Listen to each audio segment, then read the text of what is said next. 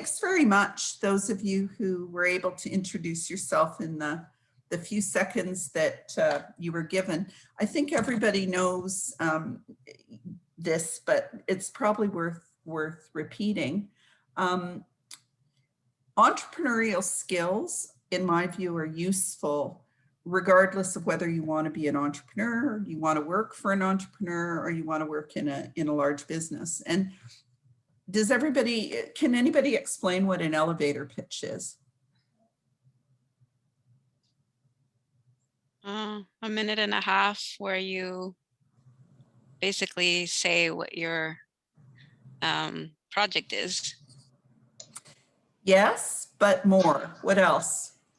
It's the amount of time that you want to spend to go between floors in order to get somebody particularly interested in your idea.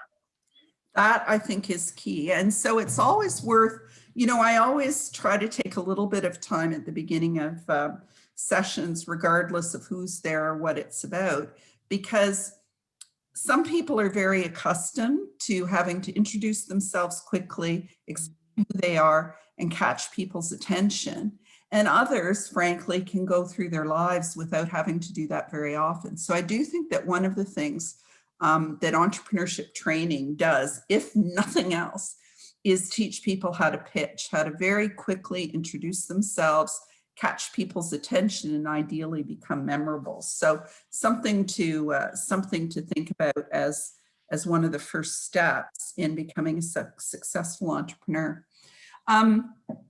And I can't do it because I'm used to talking in 3-hour blocks and then giving people tests at the end. But as was explained, my name's Wendy Cukier. I'm a professor in the Entrepreneurship School.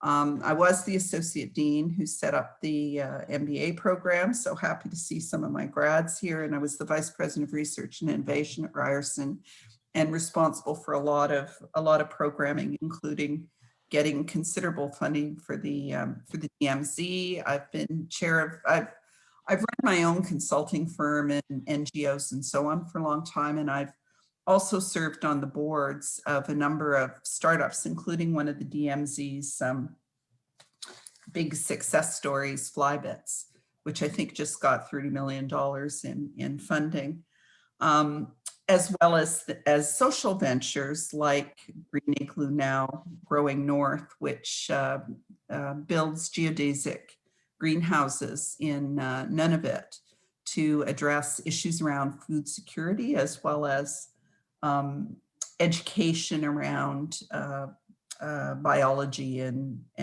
agriculture. So I have a little bit of experience as an entrepreneur or working in entrepreneurial organizations, but one of the big things that I spent a lot of my career doing is studying entrepreneurs and trying to understand some of the things that make entrepreneurs successful, that are a result of them having the knowledge and the skills and the persistence, because often that's what it's about to be successful, but also trying to understand what it is about structures and systems that may support some people more than others. And so, I lead the Diversity Institute at Ryerson. We now have 100 full-time staff. It's kind of big. It started with very few. We have 100 full-time staff, and we have different streams of research, but all related to diversity and inclusion. So for example, we have one big focus that's funded through the Future Skills Center, which is really looking at research related to future skills as well as innovative approaches to helping reduce friction in the marketplace between job seekers and employers. We have a big stream that's focused on developing digital skills, but also running a number of entrepreneurship programs. So one of them two of them are in collaboration with Scatting Courts. Some of you may know Market 707, which is at Dundas and Bathurst. It's a container market.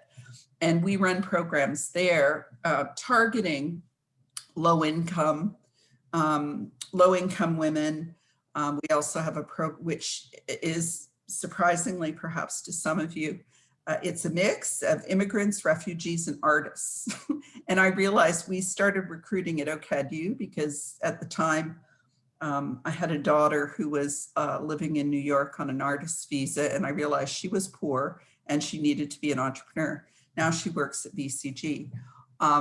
We also have another program called the Newcomer Entrepreneurship Hub with Scaddencourt, again targeting immigrants and refugees. Then we have another stream at the Diversity Institute, which is funded through the federal government, called the Women Entrepreneurship Knowledge Hub. And that's a program that aims at doing research to support organizations to better support women, because there are lots of things baked into the systems of innovation and entrepreneurship and economic development, which disadvantage women, which disadvantage newcomers, which disadvantage racialized people, people with disabilities, and Indigenous people. And I'll talk more about some of those later. So we have a big stream of work that's related to that. And then we also have just our standard diversity and inclusion research. And some of you may have seen the results. We were quoted in a recent Globe study on the underrepresentation of women in leadership roles. But also we did the first study looking specifically at Black people in leadership roles. And we found that among 1,600 corporate directors, people on boards of directors of large corporations, there were 13 people who are Black in all of Canada. So we do a lot of work that's tied to trying to level the playing field and create more inclusive work environments, as well as trying to support diverse entrepreneurs. And I can sometimes multitask. So if as I'm going along, you have questions or want clarification, please do put a note in the chat. For those of you who are here tonight because you want to learn about how to be an entrepreneur, probably not the best use of your time, because what I'm going to focus my talk on is really the research and the lessons that we've learned around these issues related to diversity and inclusion. So essentially, what is it about current systems that, for example, may make it easier for some people based on very often the color of their skin or their gender?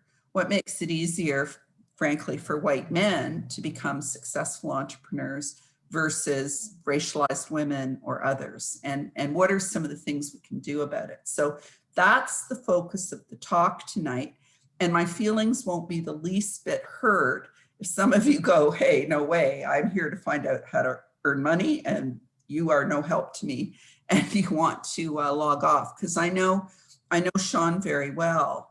And a lot of the startup school sessions are very practical and very, very applied and aim to help you become successful entrepreneurs.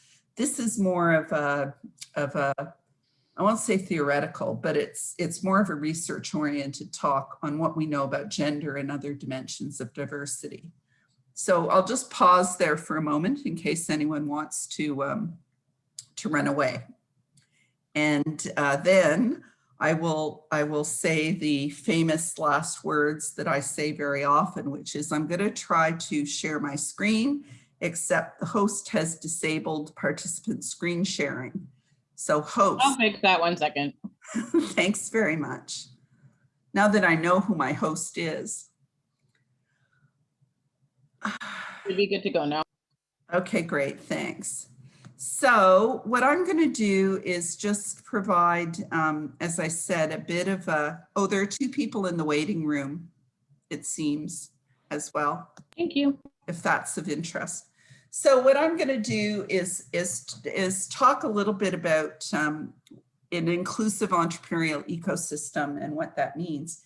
And I teach a course, I teach in the MBA program sometimes, but I also teach a course in the PhD program that's focused on innovation and entrepreneurship. And we spend a lot of time trying to understand what an ecosystem is. Basically, the ecosystem is just the combination of organizations, policies, programs, infrastructure that provides context for entrepreneurs. So if you think about it, what do entrepreneurs need to be successful? They need access to money. So banks and venture capitalists are an important part of the ecosystem. Entrepreneurs also have to pay taxes. So government policies and programs, which provide some of the regulations that entrepreneurs have to cope with, are part of the ecosystem. Entrepreneurs have to, in some cases, have skills and know how to do things. Universities, part of the entrepreneurship ecosystem. Incubators, accelerators, chambers of commerce, etc., all part of the entrepreneurial ecosystem, as well as things like infrastructure. Especially post-COVID, we've shifted so much of our lives online that you can imagine that high-speed internet becomes almost essential for running a business. And while we may take it for granted in downtown Toronto, if we can afford it, there are lots of places in Canada that still don't have access to high-speed internet. So what does that mean? It means they have less access to schools, they have less access to healthcare, they have less access to government services, and they are less able to run businesses. So that's what the ecosystem is, really the system in which entrepreneurs find themselves. So I'll talk a little bit about what we do at the Women Entrepreneurship Knowledge Hub. I'll talk especially about women and entrepreneurship, just because those are the slides I brought. I'll talk a little bit about the impact of COVID. I'll talk about what we see as important in building inclusion and some of the steps going forward. So Canada is unique. They invested $5 billion in the Women Entrepreneurship Strategy, which is a strategy that affects all parts of government, and it's aimed at doubling the number of women-led businesses in Canada over the next few years. And the Women Entrepreneurship Knowledge Hub was an $8.6 million investment, and we had a bunch of things we had to do. We're like a startup, I suppose, in our own way. So we had to link the organizations supporting women entrepreneurs. We don't provide services directly to entrepreneurs. We are building the ecosystem. So we're trying to connect the organizations that support women entrepreneurs. We've developed digital platforms to help people share information about what they're doing, to get access to information and so on. And we do a lot of what's called gender and diversity analysis of whether it's financial institutions or government funders or even incubators, to ensure that they are serving people equally. And we have 10 hubs across the country, including in Whitehorse. And the principal things that we found, and as I said, we're focused on women entrepreneurs, but we look at issues around Indigenous entrepreneurs and Black entrepreneurs and others as well. And some of the issues are very similar. So an example, all of you have probably heard or noticed the debate about systemic discrimination. And you may have seen that day, very embarrassing day, where the commissioner of the RCMP stood up and said she didn't think that there was systemic discrimination in the RCMP. And then a couple of days later, she had to say, oh, sorry, now I know what systemic discrimination is, and I guess we have some. So when we talk about systemic discrimination, whether we're talking about women or immigrants or racialized people or Indigenous people or people with disabilities or different gender identities and sexual orientations, what we're really talking about is how bias is built into systems. So in order to understand how biases are built into systems, for example, if you want to understand why women have a harder time becoming entrepreneurs than men, you have to understand the structures. What are the characteristics of women entrepreneurs How are they different than men entrepreneurs, and so on? So here are a couple of key findings that we that are not new, but we put them together in a different way. So if you say a woman entrepreneur is someone who owns a small, medium enterprise with at least one employee, about 16% are majority owned by women. And there's about 114,000 of them across Canada. But if you say a woman entrepreneur is someone who is self-employed, even if they're not incorporated, what you will find is 37% of people who are self-employed are women, and there are 1 million of them. And you will find a very similar phenomena if you ask the question about Indigenous entrepreneurs or refugee entrepreneurs or whatever, because very often marginalized populations don't incorporate right off the bat. And there are reasons for that. You know, if you live on a reserve and you're Indigenous, if you incorporate, you have to pay taxes. If you're self-employed, you don't. But if government programs, and this is partly what happened during COVID, government programs, R&D credits, research grants, and so on, are typically designed to support small, medium enterprises with one or more employees.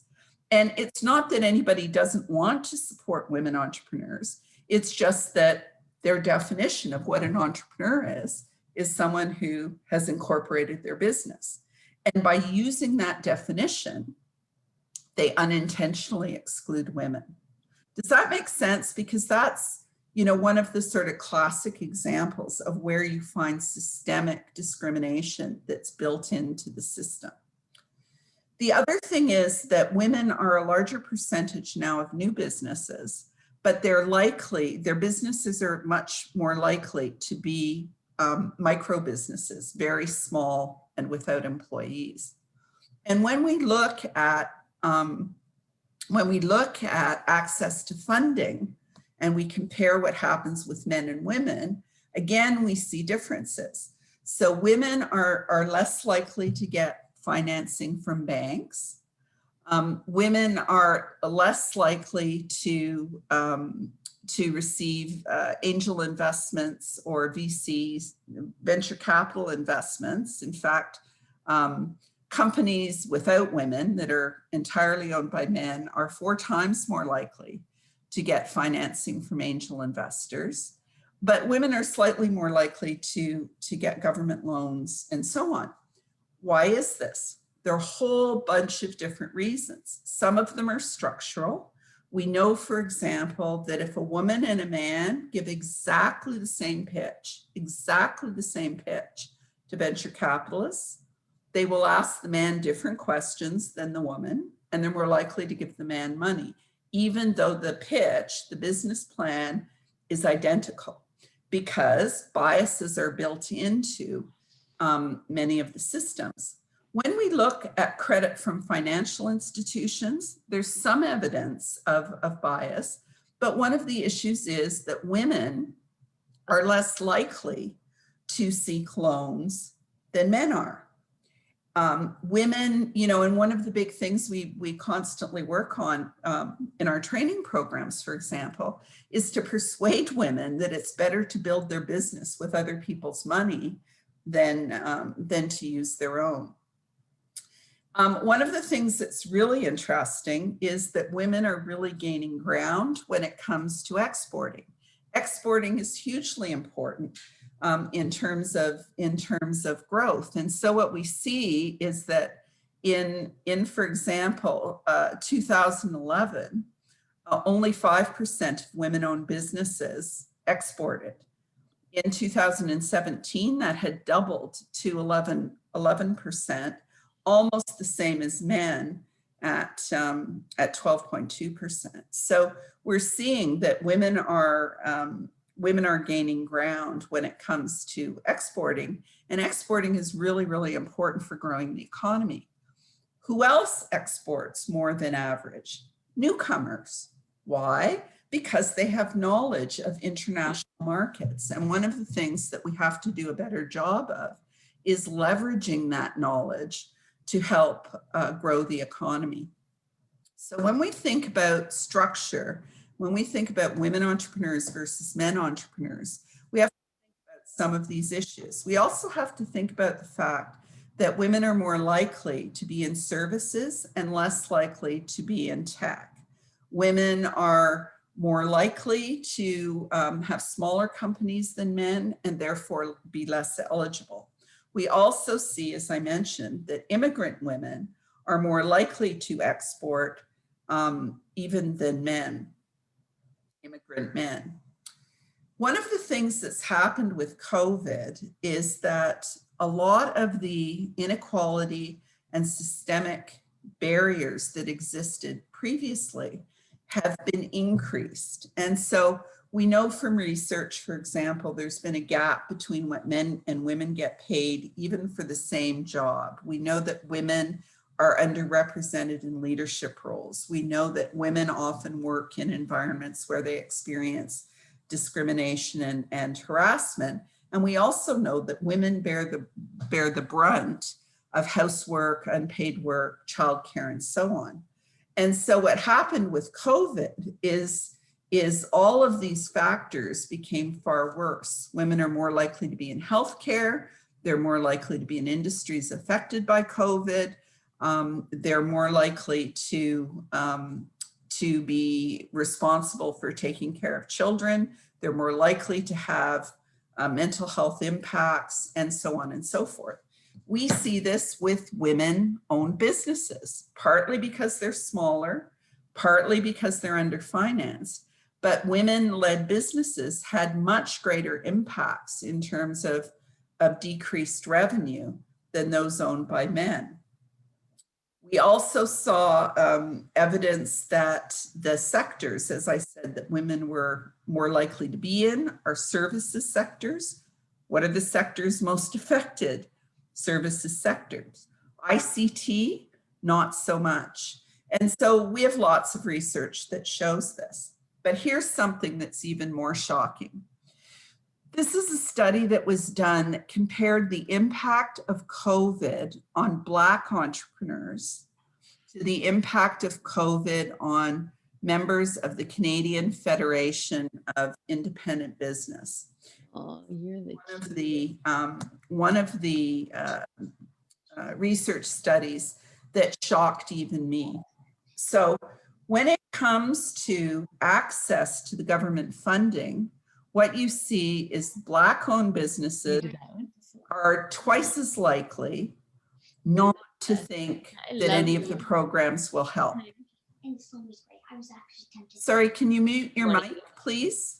Can you mute, whoever's talking, please mute your microphone. So when asked, would the Canadian wage subsidy help you?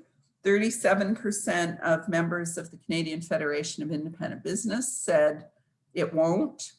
80% of the Black Business Professional Association said it would not. And yet they're twice as likely to have been impacted by COVID. So look at this. Do not have cash flow to pay the April bills. 30% of members of the Canadian Federation of Independent Business versus 80% of the Black Business Professional Association. Look at the last point. I lack the capacity to take on more debt. Half of the members of the Canadian Federation of Independent Business, 96% of the Black Business Professional Association could not take on more debt. And yet, where did the government put a lot of its money? It put a lot of its money into increasing access to loans. So this is another example where if you look at the data, you can see that the experience of Black entrepreneurs is dramatically different. You can dig into it more and you can understand that Black entrepreneurs are more likely to be in services. Black entrepreneurs are less likely to be incorporated. Black entrepreneurs are more likely to be in businesses that are vulnerable closures because of COVID. But it's this kind of data that for me is very, very important to consider, because we have to understand these differences in order to design programs that are appropriate. The other thing that really has come out for us, and it's Black History Month, so I feel like I should spend a bit of time on this point. The other thing that's come out very clearly in the research we've been doing with Black entrepreneurs, and we run something called the Boss Women Program with the Black Business Professional Association for Black women. We're in the 3rd cohort, is the experience of violence and anti-Black racism is pervasive. I could not believe, because we do research, we interview people and so on. I could not believe the extent to which Black women talk about experiences of racism pushing them into entrepreneurship because they can't survive in regular work environment, or the experiences of violence and loss. And when you think about it, it actually makes sense, because 60% of Black Canadians are actually newcomers. Many of them come from countries with a history of violence. But if you grow up with that kind of violence in your life and those sorts of experiences of anti-Black racism, it has a huge impact on your mental health, your physical health, your self-confidence, everything about you that has to be then taken into account when we think about entrepreneurship programs. The same thing is true for refugees. I worked with Syrian refugees on a social enterprise, I guess, that raised $5 million and sponsored 400 Syrian refugees with students and private sponsors and so on. The experience of someone as a refugee who's lost everything, who's seen people die, who's watched their country get blown apart, you can't come through that kind of experience and start in the same place as, a nice middle-class kid who grew up in Forest Hill with 2 parents who are professors. And so when we think about diversity, when we think about all of these different factors, part of the reason it's so important is to understand where people are starting, so that you can design programs that really meet their needs. And with a lot of for example, the Black women entrepreneur programs, the whole first set of workshops, sure, we talk about business plans, and of course we talk about where to get money and how to pitch and so on. But a huge part of that whole process is just about building confidence and getting people to the point where they think that they can actually do things. And this insight really applies particularly to Indigenous people as well. The experience of violence among Indigenous people, well, whether we're talking about direct violence or whether we're talking about history of exploitation and discrimination in Canada, has a profound impact on where they start on their entrepreneurship journey. It's a lot different than, as I said, someone who has lots of money and lots of privilege and has never faced hardship. At the same time, I did a book called Innovation Nation. At the same time, what I think is really interesting is a lot of the most successful entrepreneurs have had to overcome adversity or hardship in their life. And it's what makes them great entrepreneurs, because they're resilient and they're determined. If you think about it, refugees are among, the most entrepreneurial people you can imagine. They packed up and left their homeland in order to start a new life. And there's really good evidence to support that. So there's someone who, she's a graduate from U of T medicine, and she talks about the privilege of poverty. And it actually does, in some ways, for some people, build a kind of strength and resilience that makes them very well suited to being entrepreneurs, where you know, spoiled middle class entitled kids can't take the heat. I'll pause there for a moment just and see if there are any questions. I can't actually access the chat box. Can somebody check the chat box for me and let me know if there are any comments or questions? I have a quick question, Wendy, if that's okay. It's me, Raheem. Sure. What I wanted to ask is, being inclusive in an entrepreneurial like any organization, but especially if you're being entrepreneurial, is important.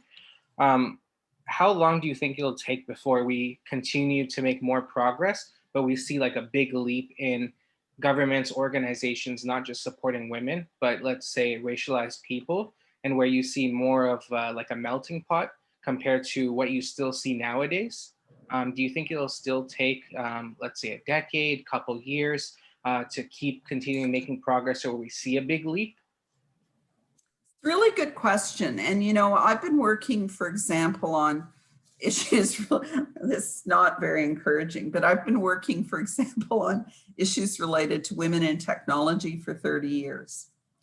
And 30 years after the Montreal massacre, there are fewer women in computer science than there were in 1989, and only a few more in engineering.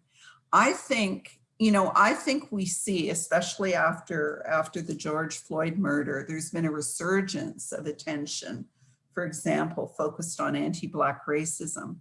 I think, which is a good thing. I think that we've seen after the Truth and Reconciliation Commission, a lot of attention focused on Indigenous people. I think the level of awareness, I mean, I'm old enough to remember that after he won the Olympic medal, Donovan Bailey, who I think was a sprinter, said that he thought racism was a problem in Canada. And he was almost, you know, extradited for daring to say Canada was racist. And that, for a lot of the time I was growing up, that was the big, you know, Canada was exceptional. We were so much better than the United States, et cetera, et cetera. And now people are starting to recognize that racism is a problem here as well. We're just maybe a bit politer. But so I think the good news is the level of awareness and commitment around these issues is probably higher than we've ever seen before. I think the challenge, which will determine whether we're having the same conversation in 30 years or not, is making sure that there's actually a strategy that is not just intentional, but also tied to accountability and action. And, you know, education is the least effective way to affect change. You know, I know that if I eat too much and don't exercise, I will get fatter and fatter and fatter. It has no impact on what I do or I don't do. And so if you think about that, when you think about how to make change in organizations or in society, I think we have to be very intentional about accountability and levers. And for example, you know, I always say to organizations, if you're committed to this stuff, put your money where your mouth is. Procurement, for instance, how governments and companies spend their money has a profound impact on the opportunities for racialized people and Indigenous people and so on running businesses. Like, you start to say that you're serious that a certain percentage of government funding will go to these people or those people, things will move. You get large companies to start to say, we're not going to give our money to media outlets that don't represent people in a fair and equitable way. You'll see behavior change really quickly. But to me, that's the big issue right now, is there's lots of good intentions, but there's big gaps between good intentions and how you drive change. So, you know, there's something called disruptive innovation, where change happens very, very, very quickly. And there are lots of examples where you can snap your fingers and products disappear or grow or markets change and so on. Change is usually not gradual or continuous. It usually sort of goes along continuously, and then there's something that precipitates a big change. And I think we've seen that, for example, with gender identity and sexual orientation.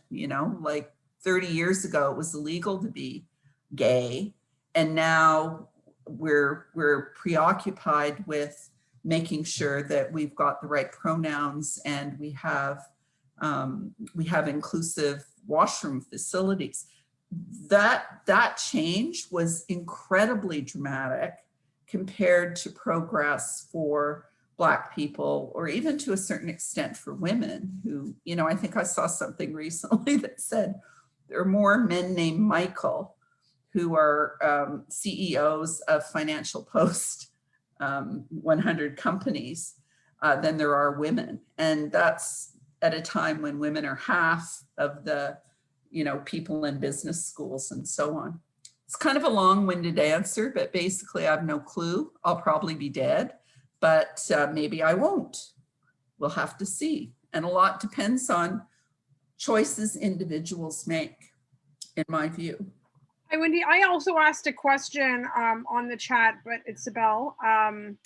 It's about women and both imposter syndrome and risk taking. Is there data on whether women experience more imposter syndrome and are more cagey about risk taking?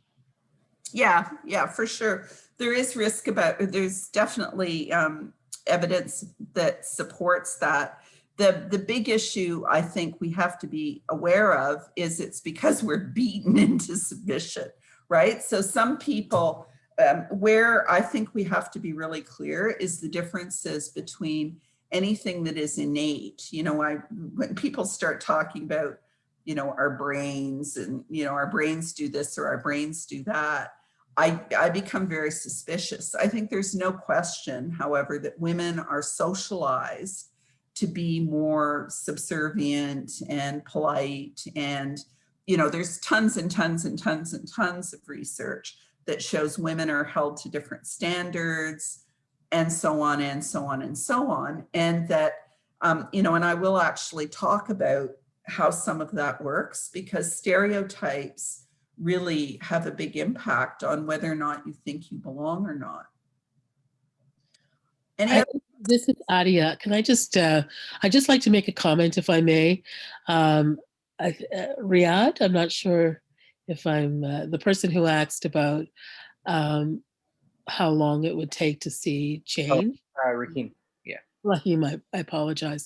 No. I just wanted to say that I think it's a great question.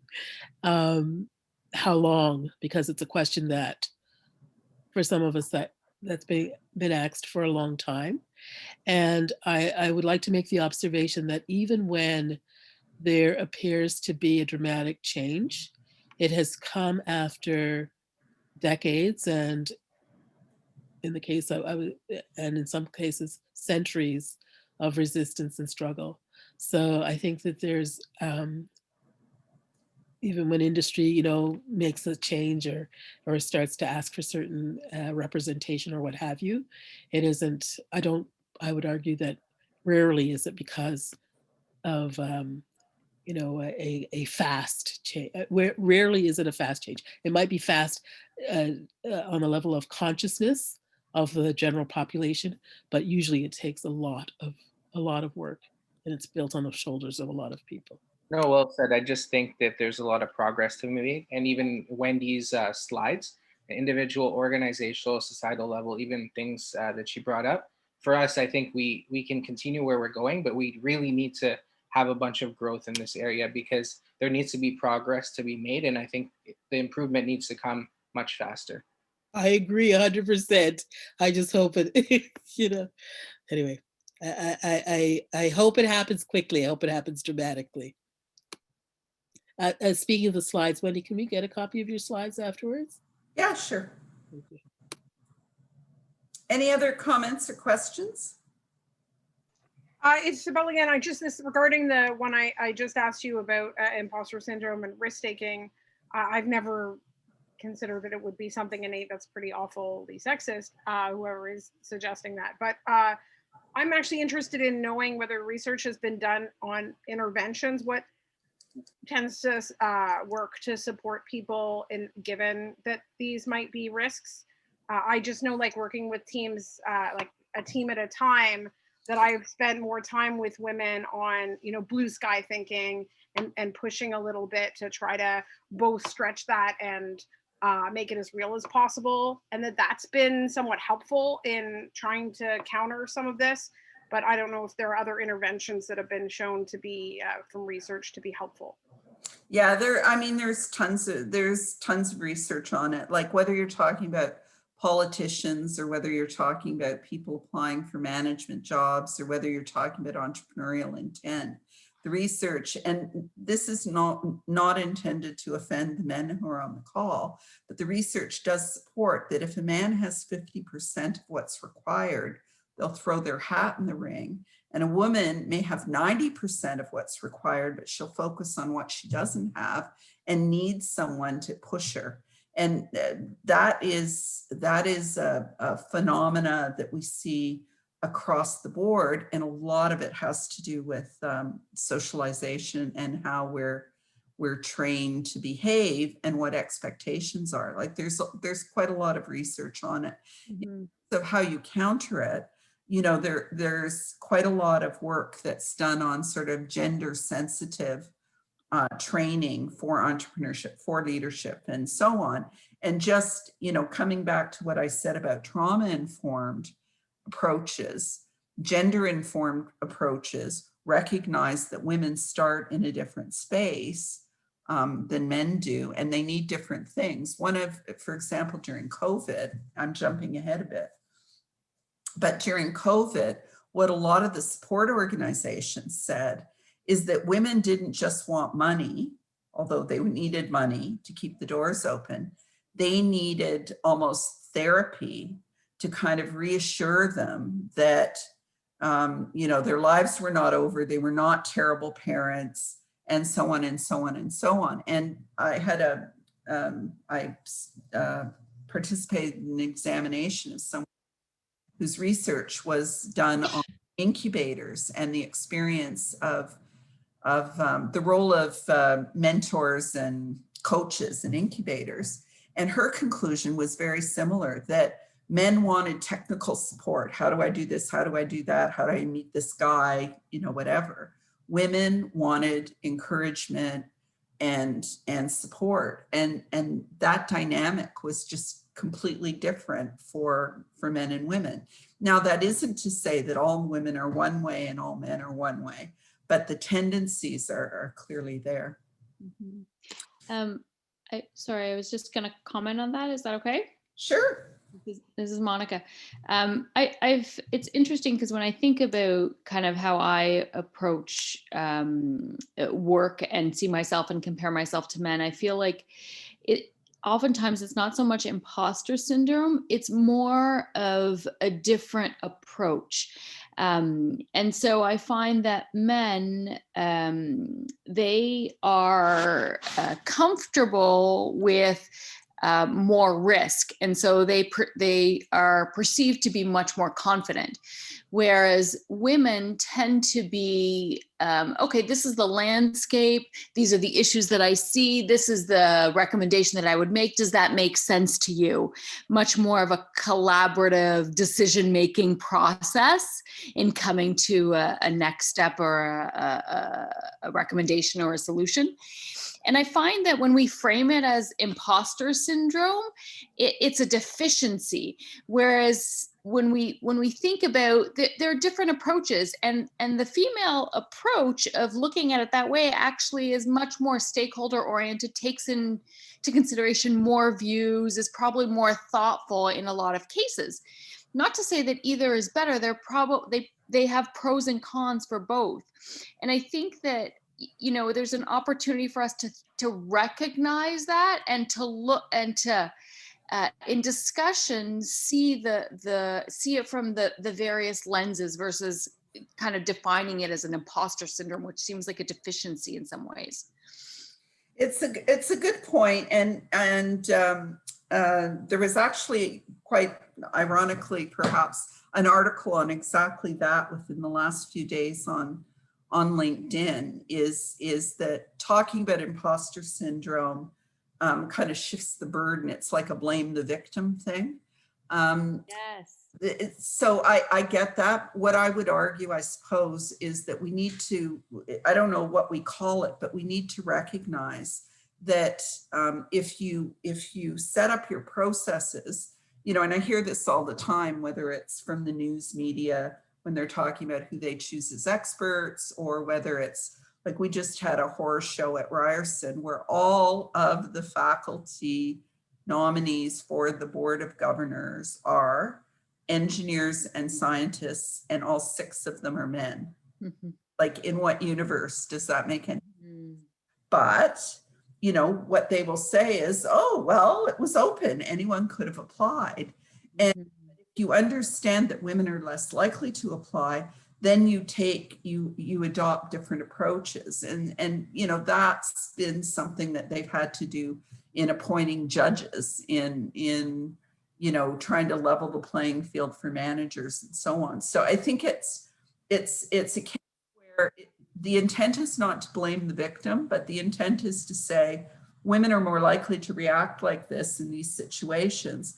So the systems are typically built for men to react in a different way. How do we adjust those, if that makes sense? Yeah, for sure. And like one of my best bad examples, which I would get to later, but I won't, is pitching competitions, which in many incubators are based on a kind of dragon's den. And Sean's a really good friend of mine, but he's kind of the dragonist of the dragons, right? And a kind of, pitch or die sort of environment, which is incredibly alienating for women and for other cultures, and very suitable for certain kinds of men that are socialized to be extroverted and confident and so on. And so if you use that as your test, right, to get into an incubator, you're missing out on lots of talent, because there's zero evidence that that's the best way to screen for capability. But and same thing with interviews. Like, interviews tend to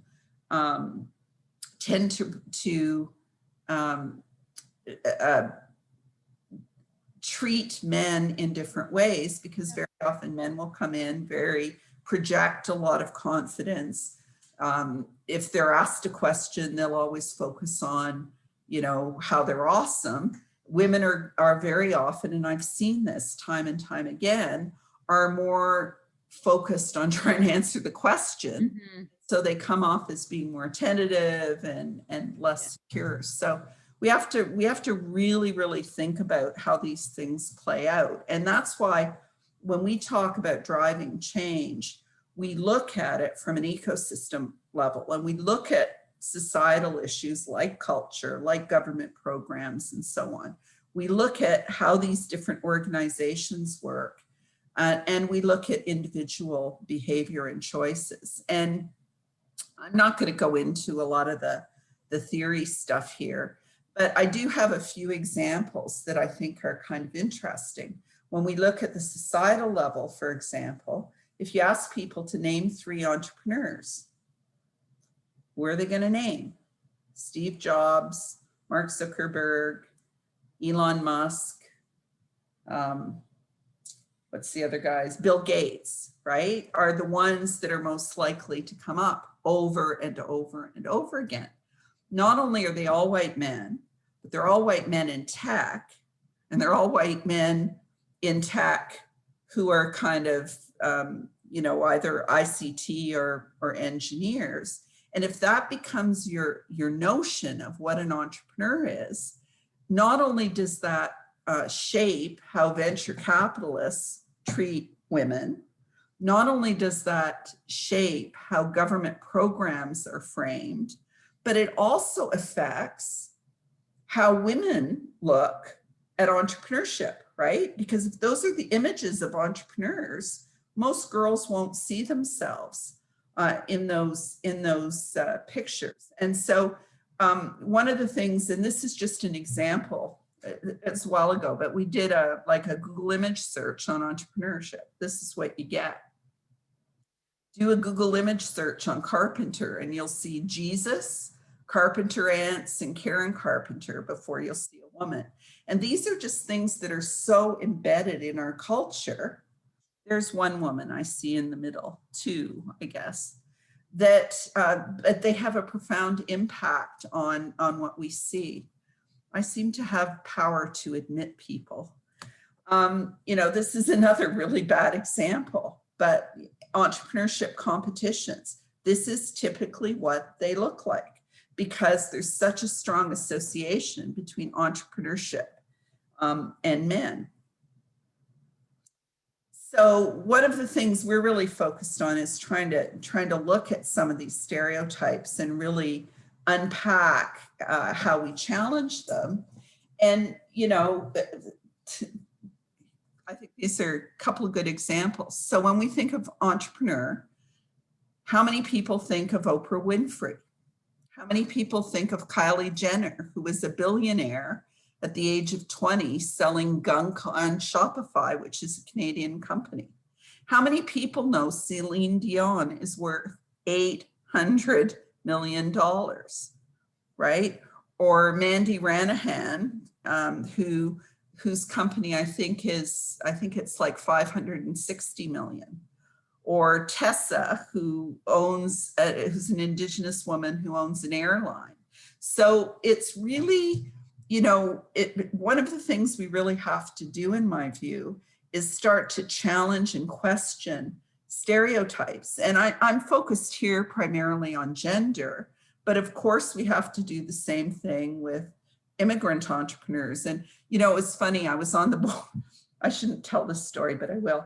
I was chair of the board of Women's College Hospital. A number of years ago, I was pushing for more diversity on the board because we had lots of women, but they were all white women. And one of the other women on the board said to me, well, you know, I would love to have more diversity, but we need people who have money and connections. Toronto is 50% racialized. Like, have you met Michael Lee Chin? You know, we get embedded in these networks and these notions of what success is, and they have a profound impact on opportunities. The second thing that we look at then are organizational practices. And I've pointed to a few examples, but you have to think about the entrepreneurship process. And I think a lot of you are still very early in the process. You're at the ideation stage and you're thinking about kind of moving forward and starting to get funding and so on. And when we think about what we need to do for entrepreneurs, a lot of what we have to do at the ideation stage is provide access to information, access to mentors, access to networks. And frankly, if you're dealing with women, you have to focus a lot on confidence building. The other thing that we do is at the Diversity Institute is we have sort of a methodology that we apply to organizations, whether we're talking about a bank or a university or an incubator, where we go in and we look at who's running the place, you know, who's in governance. Do they communicate the importance of diversity? What are the symbols? Like, one of the things we found with a lot of the incubators is they're like, you know, man caves, right? So the decor, the games, you know, Scotch on Fridays, like a lot of the culture that's often baked into these incubator spaces are very alienating for women or for certain underrepresented groups. You know, and there are a lot of, like, the role of alcohol, for instance. One of the examples I always cite is research we did where a man who worked on Bay Street and used to go out drinking with his colleagues every Friday night, told them he was a recovering alcoholic and that's why he didn't drink, rather than telling them he was a Muslim. And so even small things like, you know, holiday parties and cocktail parties and what are you doing during Ramadan, things like that become profoundly important in terms of making people feel like they belong or they don't belong. When we talk about the value chain, we're really talking about your procurement policies, how your programs are designed, R&D, and so on. You know, what gets measured gets done. So the measurement and tracking is really critical. And how you grow the pool. You know, people will often say that, you know, they love women, but there are none. Or, yeah, sure, we'd love to have some Black people, but there are none. A lot of that often has to do with the reliance on certain social networks in order to bring people in. We see this especially with boards and leadership roles where there's a lot of, you know, we golf at the same club or we went to the same private school, and that's how you get in the door. So if you're intentional about diversity and inclusion, you have to be intentional about how you do your outreach and how you reach people. And we have a whole process on how to break things down. I mentioned before, like I'm all about procurement now. I think it's one of the most important tools, and we do a lot of workshops on that. And we have to really get people to think about these issues at every single level. So how are your programs defined? You know, if you have eligibility requirements, are you excluding people without intending to do it? Who are you reaching out to and telling about your programs? Who's making the decision about who comes in? Because we all have a tendency to pick people who are just like us because they make us comfortable. At the end of the day, though, a lot of this comes down to individual attitudes, skills, and behavior. And, you know, on the one hand, we have to look at developing capacity and agency for women entrepreneurs. We have to look at technical skills, especially around financial literacy and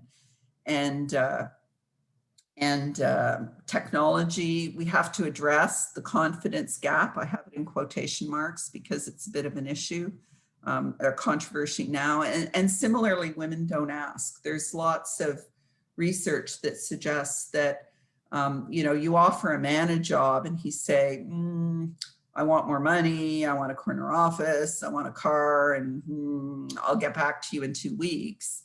You offer a woman a job and she'll go, oh, you like me, and she'll sign on the dotted line. So women don't negotiate. People discriminate against them.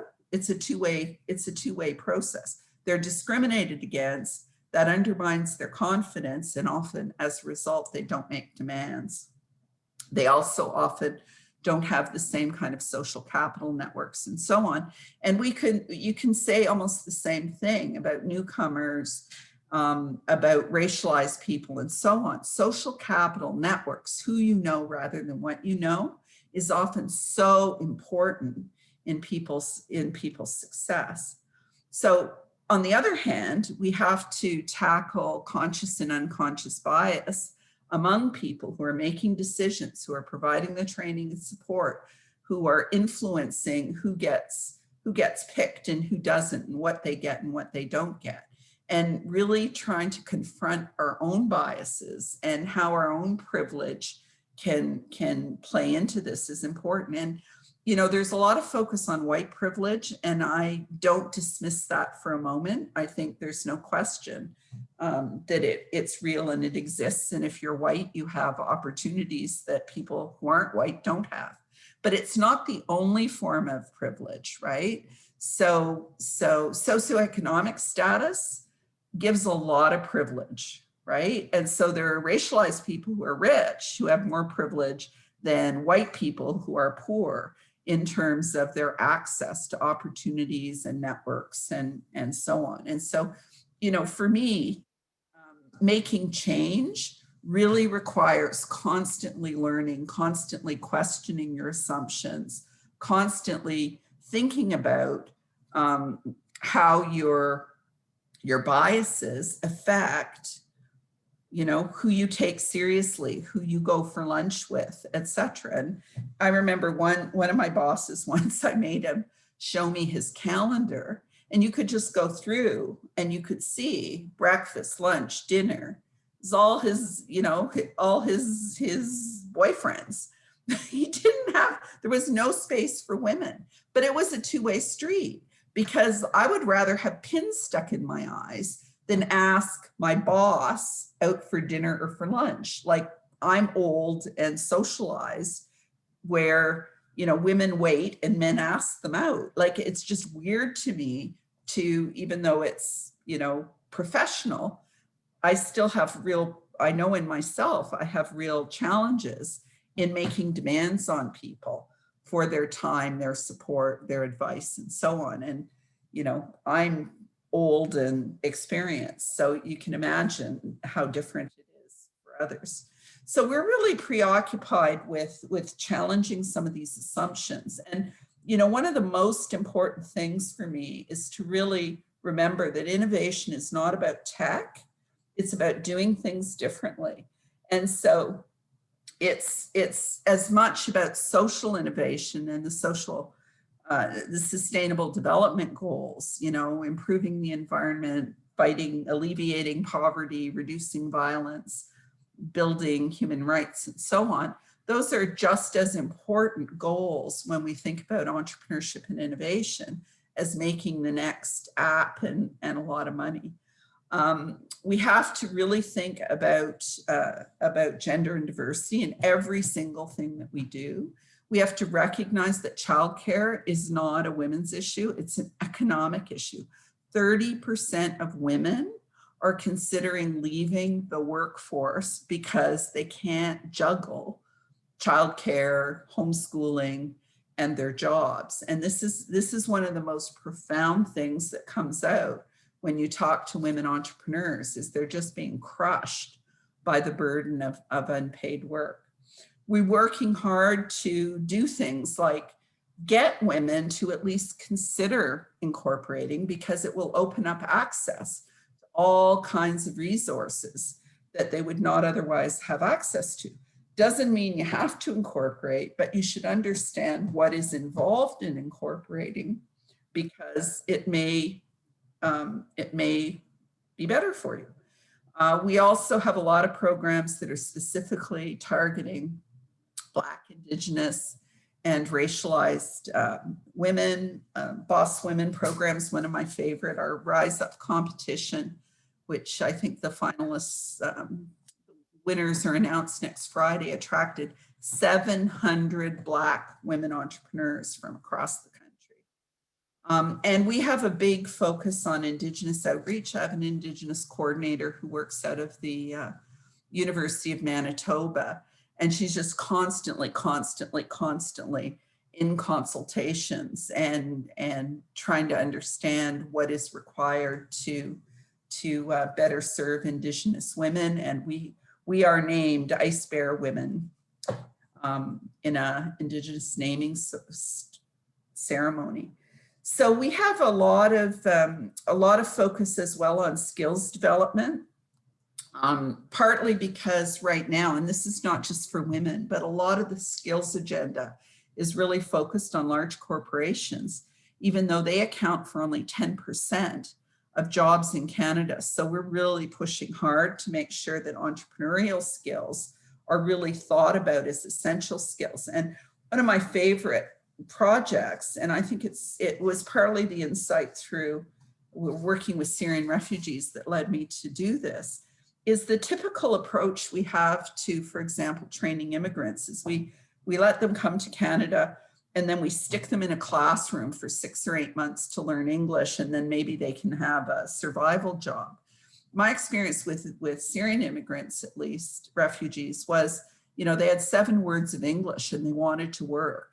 And working really was important for their sense of, especially for the men, for their mental health and so on and so forth. And so one of the things that I think is really important is to understand that entrepreneurial training or opportunities may lead to creating small businesses, but it's also a great way to learn how to do things, right? Learning how to manage your finances by setting up a small business is just as good as sitting in a classroom and listening to someone lecture you. Learning about marketing and presentations and communications, much more fun in an entrepreneurial setting. And there's a lot of research that suggests that you can learn English as a newcomer just as well in a work environment as you do sitting in a classroom bored out of your mind. So I'm really big on thinking not just about skills for entrepreneurs so they can be successful, but entrepreneurial skills for everybody so they can learn important stuff. We have a platform, the Ask Give platform, where you can go on, women, this is specifically for women, women can go on and ask for something they need. There are about 800 people on the platform now. And yeah, so that's kind of stuff we're doing and what our research shows. And I probably have a little bit of time for questions. If any of you, oh, I see there's tons of stuff in chat. So please, please feel free to ask more questions.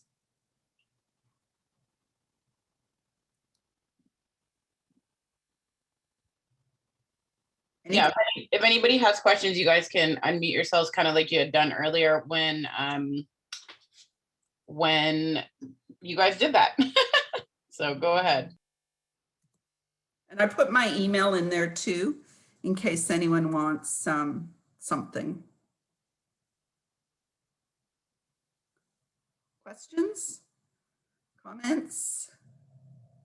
I see that Kale has put a bunch of stuff in the chat with links, etc., etc. There's a lot of stuff here that seems primarily administrative. I have a question while you're looking. Sure. It's about disability. How much work has been done by the Diversity Institute on disability, and how has it been different than other equity grounds? It's a really good question. Disability tends to get less attention than other things, but all of our projects have some dimensions of that. So when we looked at, for example, representation on boards, we looked at people with disabilities. We just finished our English, I think we had 3 English, and now we're starting French consultations and workshops specifically on entrepreneurs with women entrepreneurs with disabilities, being led by Wanda Deschamps, who runs I think her consulting company is called Liberty Co. But today was actually, I didn't attend, but today was their last, I think, English consultation. And one of the things about that's interesting, I think, about disability in the entrepreneurship space is that, you know, Forbes calls ADHD the entrepreneur superpower. And in fact, cognitive differences like ADHD in particular are very much associated with entrepreneurial success. So the very things that make people often not fit in so well to kind of mainstream, structured, hierarchical, rules-based monotony make them very, very well suited to entrepreneurship. So there's a lot of work that I think has been done specifically around neurodiversity and what that means for entrepreneurship. And I come back to the, you know, my point about entrepreneurship and experiential learning. Often people who can't sit in a classroom and pay attention to a boring lecture like this will actually thrive in an environment where they can learn by doing. And that's what entrepreneurship training does.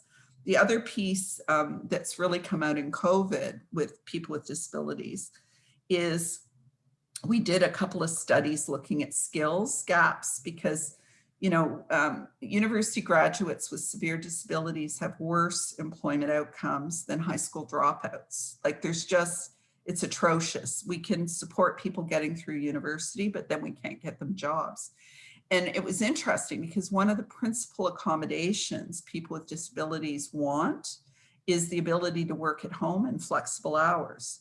Now with COVID, lots of organizations are offering more flexibility for telework that previously, felt like if you weren't sitting in front of them, they didn't believe you were working.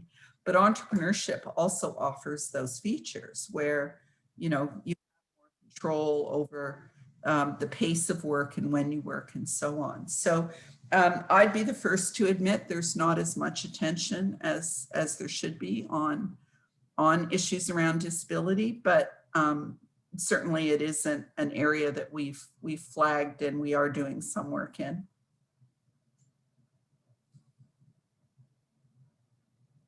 If I may make a kind of side comment on ADHD in particular, I think it has overlap with that archetypal, confident, outgoing male you're talking about in terms of like who succeeds at a job interview or Dragon's Den.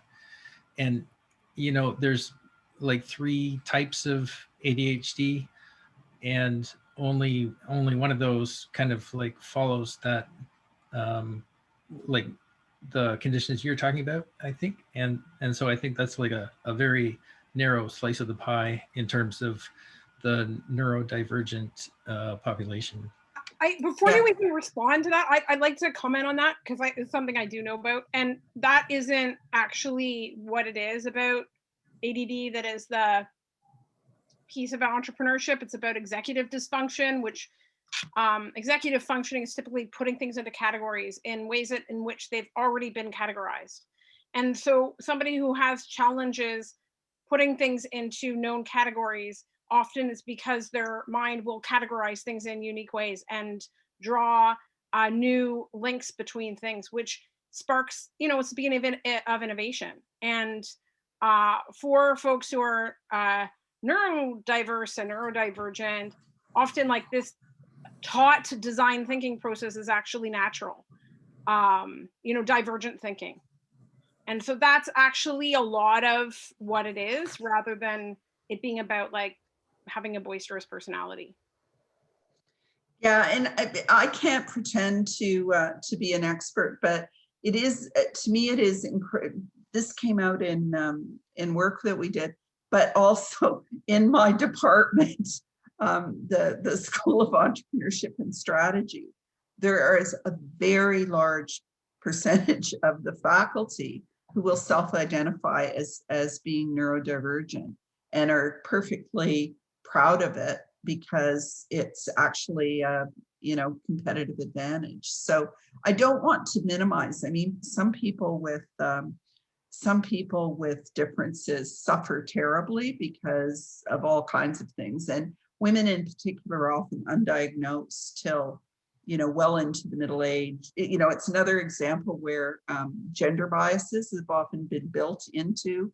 I know Wanda, for example, and she tells the story. She was identified, I think she was diagnosed as maybe being on the autism spectrum, but in her 40s or 50s, and suddenly, it explains so much about her life and her frustrations and her challenges and so on. And we hear lots of those stories where people who are high functioning with differences didn't even know there was something that could be categorized, but once they get that insight, it can be transformational. So it's difficult terrain because some people would tell the stories of their struggles, but there are lots of people who have stories of triumph as well. And as you said, Sybil, is that how you say your name? Sybil is often things that are looked at as a deficit in some contexts are actually an asset in others. I don't know if that answers. Josh, was there something else you wanted to add?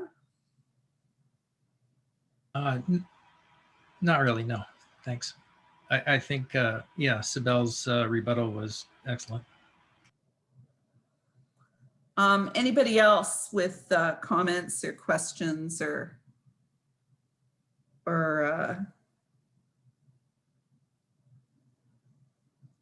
other things?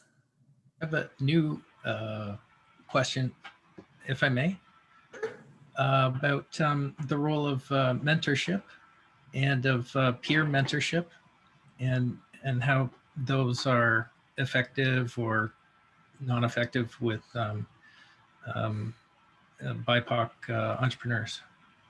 Yeah, it's a really good question. So with it was one of the lessons that we learned with the Scatting Core project that we ran, which was we shifted, like we started by running the program because we did an evaluation. We realized that the people there needed more formal training. So we just kind of took stuff we were doing with Summer Company and plopped it down. And then we got some funding. And so we developed a program for newcomers. And then we hired a new manager, and she basically got rid of everybody we had who was doing the training and brought in people with lived experience that was similar to the people that they were coaching and teaching. So I would never say that, for example, women can only be coached by women, or Black people can only be coached by Black people, et cetera, because I think you need to mix it up, because often white men have incredible privilege. And if you got one of them mentoring you, you're going to have a lot more opportunities than if you have me. But I do think that having shared lived experience, especially, given the kinds of things I was saying about experience with trauma, experience with racism, discrimination, stuff like that, super important, because it's so difficult to understand things, even what a microaggression is. You may say something like, "Oh, you have cool hair, can I touch it?" With no ill intent, but that doesn't mean that it's going to be well received. And so I do think there's a lot to be said by mixing it up, and certainly when we deal with marginalized populations or immigrants or racialized people, and especially with the Black community, we really try to make sure that a large percentage of the people who are doing the coaching, the mentoring, the teaching, the everything are from the community as well. Sometimes it's tough. We ran a program for racialized women in Halifax, and there's slim pickings to try to find experienced, successful entrepreneurs that match to the population we were trying to support. But we did it. Just took a bit more time. And I think peer-to-peer stuff is incredibly useful, but has its limits, right? I really think, CEO will say that their cohort-based approach is one of the things that makes the women most successful, because it isn't competitive, it's cohort-based. Everybody's helping everybody else. So I think there's no question that that's a much better model than, survival of the fittest. But I still think you need others to help support your advancement, especially people who have made it. Actually from the Scatting Court report that Aaron Roach was a big part of, it was from there that I saw like qualitative data about peer support being very strong. But I wondered if you had data on effectiveness of mentorship.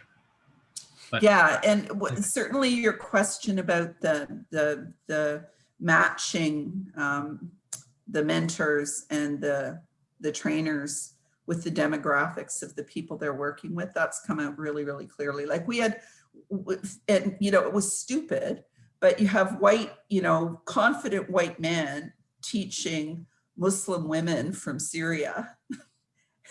Just, it just was a whole different dynamic when it was switched out. Other questions or comments? Wendy, I have a question. Sure. So one question I have is, we all know how important inclusivity, being inclusive, either if you're starting an organization or working in one is, but what if you're working in an organization or starting one and you reach a point where, say, either you're pitching, you're talking to potential customers or potential investors at a later period, and say they say something that you have to kind of point out why diversity is important. I haven't really noticed that yet, except for when I was discussing something about potential customers. Diversity is so important. Is it better to be bold and say, well, you should already kind of know why we need diversity, like in a direct way? Or is it better to kind of back that up with evidence and say, oh, because we need to look at, let's say, socioeconomics and all this other stuff, is it better to do that or be more direct? How would you kind of approach that? You know, I would be very, I never try to tell anybody what they should do because it's so context specific. Like, I have tenure, I am old, and, you know, my pension's just fine. And I can speak truth to power and nothing will happen, right? If you're just starting out, you know, it's really up to you to decide where you're going to draw the line in the sand, quite honestly. And my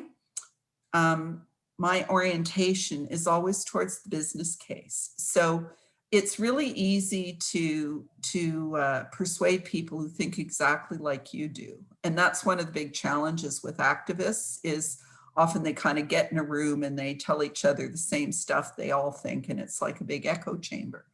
Where the big challenges are in doing this work is on getting people who don't think like you to suddenly go, oh, why are there only men at this awards ceremony? Oh, maybe it's because we put our priority on X and didn't think about this. Oh, maybe we should do something different.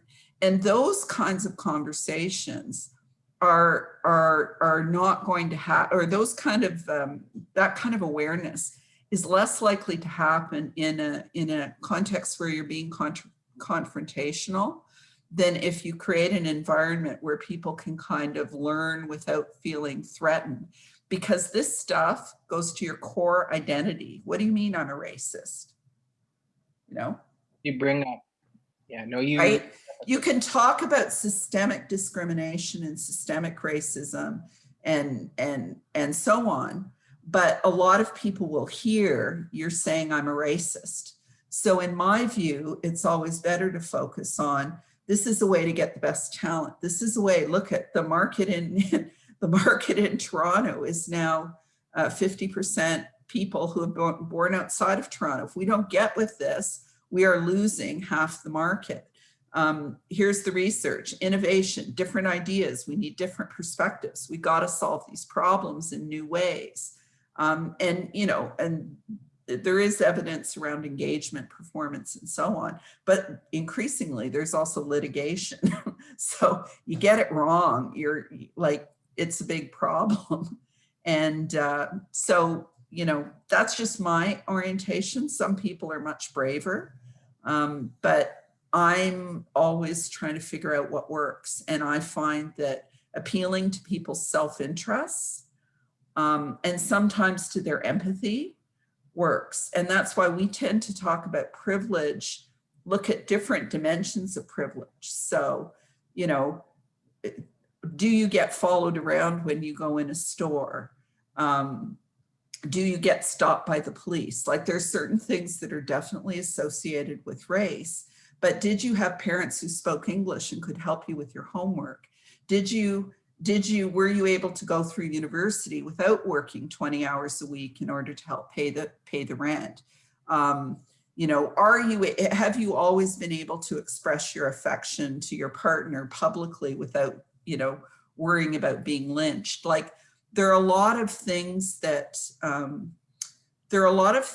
can help people understand connections with others without necessarily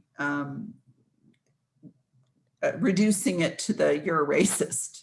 You know, it may be true, but telling someone they're a racist very seldom will actually shift their behavior. There are other ways to kind of get at some of those things.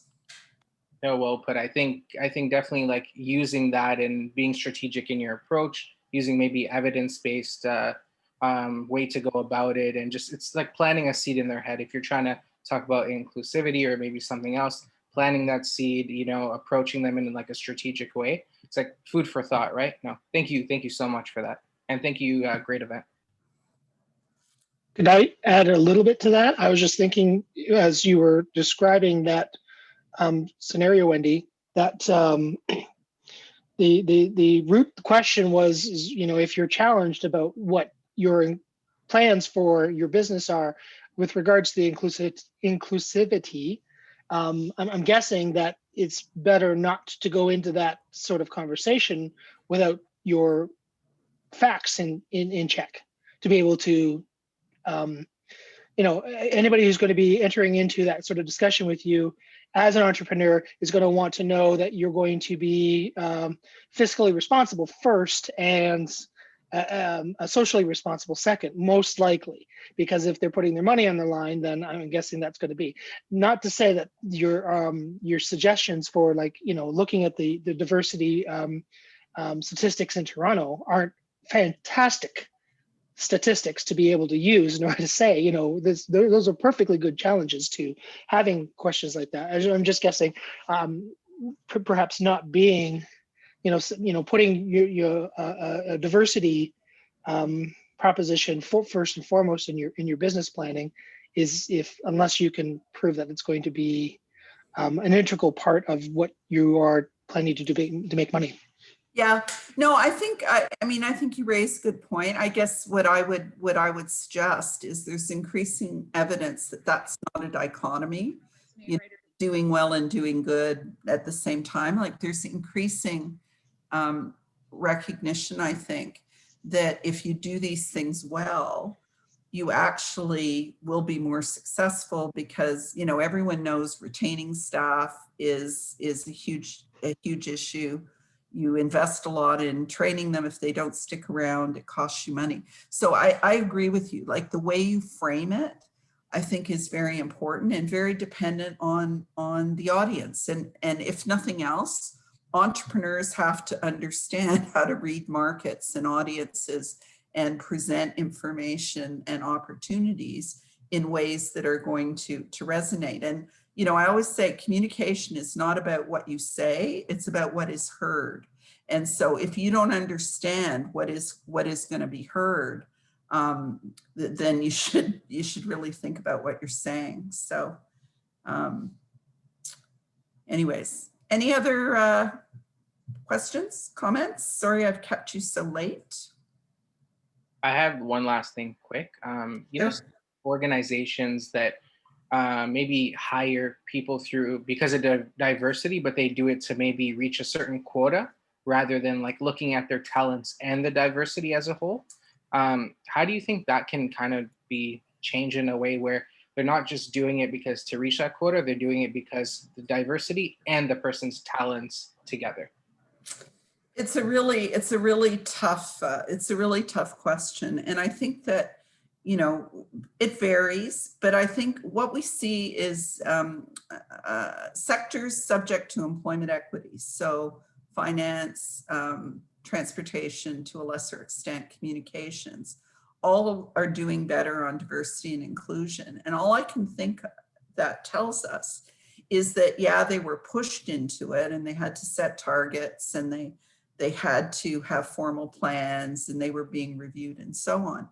But I actually think that often it's sort of like you try it, you like it, you realize, you learn. So, you know, there are lots of, especially with, for example, hiring people with disabilities, there are lots of employers who will talk about how, you know, they started on the journey because they thought it was the right thing to do. And then what they realized was that the employees with disabilities had much less turnover, were highly productive and so on, but also created an environment that was better for everybody. So often it's not a one or the other. It's, you may start with one, and then once you get the experience and it becomes more normalized and you have a critical mass, then it's just, you know, part of the wallpaper. But you're right, lots of times, you know, the first steps are because, you know, companies feel that they have to take action. And the government's now offering not just regulatory frameworks, but the new 50-30 challenge, which some of you may have heard about, aimed at getting organizations to achieve gender parity, that's the 50, and increased representation, that's the 30.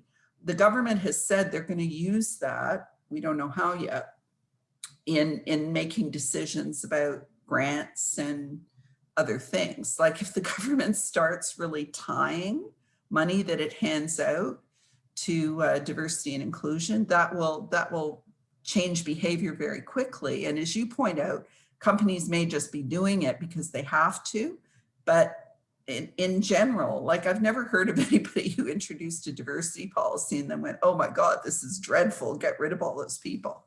So anything else? I have another question about the research itself. This kind of research can be really interdisciplinary and potentially reaching into other faculties like design or law or, you know, many others. And I'm wondering if what that's been like to like work with different departments, different universities.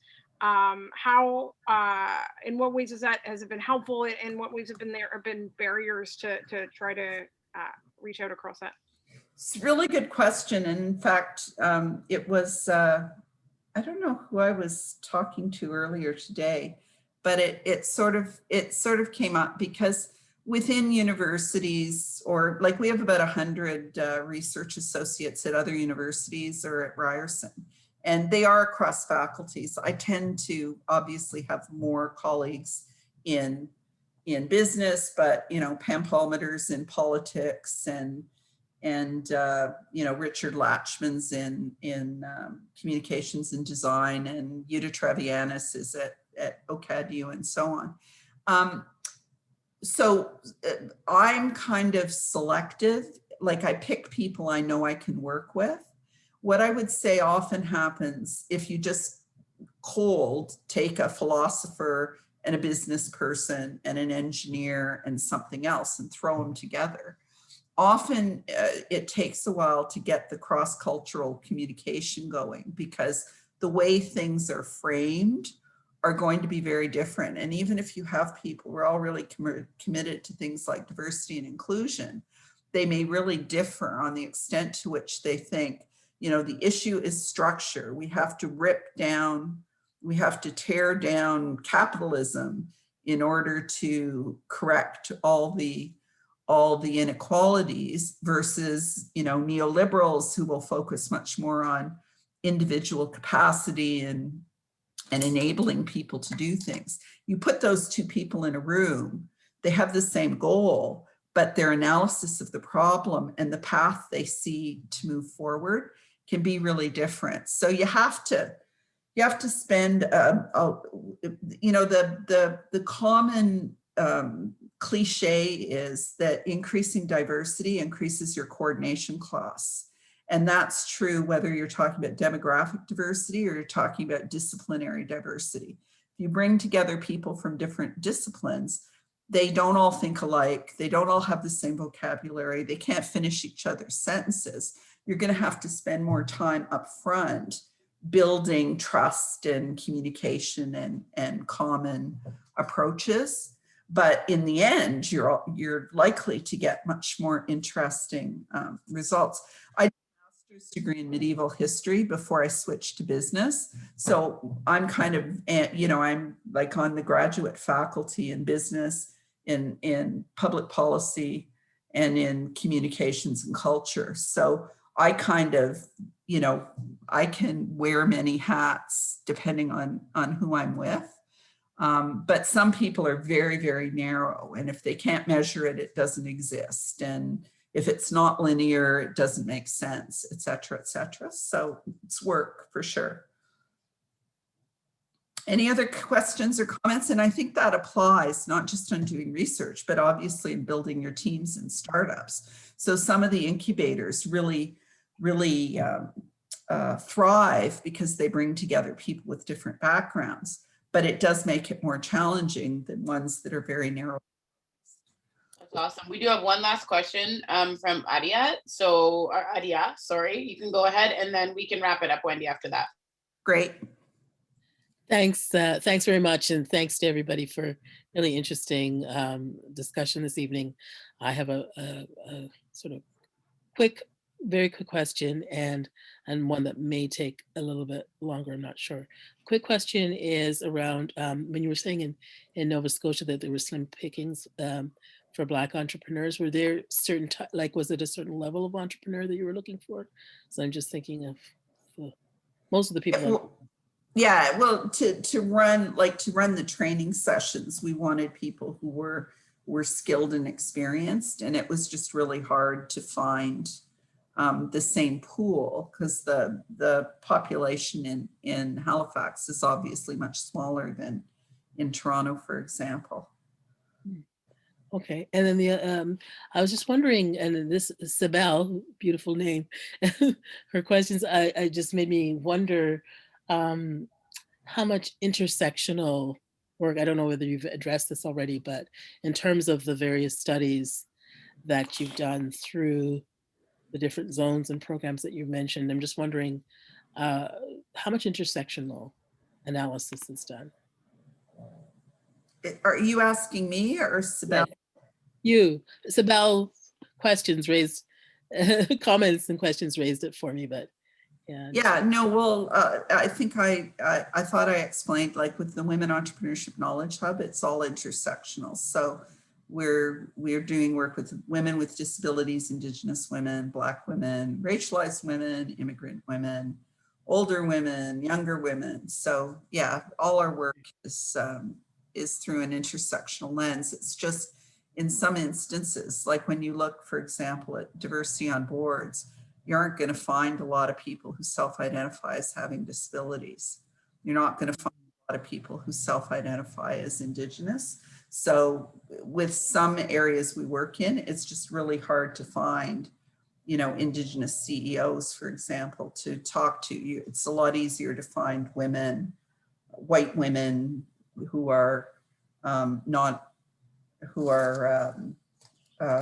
without disabilities. So, and there are also issues around self-disclosure. So, you know, it's a pyramid. Like, obviously women are underrepresented, but diverse women are even more underrepresented. Yeah, sorry, I missed that when you were that part that you mentioned earlier. And I think the thing that stunned me the most, nothing that you said surprised me, except when you said there were like 15 out of, you were talking about the representation of Black people on boards, and you said there was something like 1,400 and only a handful were Black. That disparity was really shocking to me. Yeah, and it was actually 13 out of 1,600.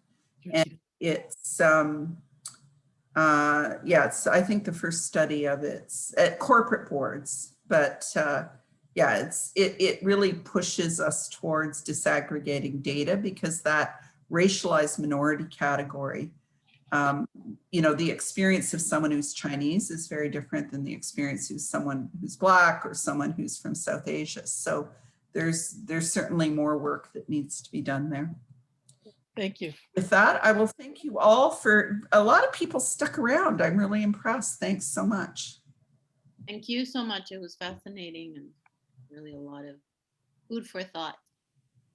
Yeah, great conversation, great event. Awesome, guys. Thank you, Thank you so much for coming, everyone. Appreciate you, and fill out the survey when I send it in 2 minutes.